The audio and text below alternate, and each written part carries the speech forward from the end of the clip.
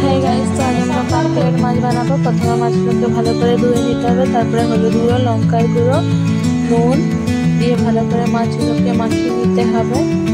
মাছগুলোকে ভালো করে মাখিয়ে নেওয়ার পরে কড়াইতে তেল দিয়ে দিতে হবে। কড়াইতে তেল দিয়ে তেলটাকে ভালো করে গরম করে নিতে হবে। দিয়ে একটা একটা করে মাছকে লাল লাল করে ভেজে নিতে হবে। লাল লাল করে ভেজে নেওয়ার পরে মাছগুলোকে তুলে নিতে হবে। তুলে নেওয়ার পরে আবার কড়াইতে তেল দিয়ে দিতে হবে। তেল দিয়ে পেঁয়াজ কুচি দিয়ে পেঁয়াজটাকে লাল লাল করে একটু ভেজে নিতে হবে। পেঁয়াজটা ভাজা হয়ে গেলে কেটে রাখা টমেটোকে দিয়ে দিতে হবে। টমেটোকে দিয়ে আবার ভালো করে ভেজে নিতে হবে। ভেজে নেওয়ার পরে নুন দিয়ে দিতে হবে। নুন দিয়ে আবার ভালো করে ভেজে নিতে হবে।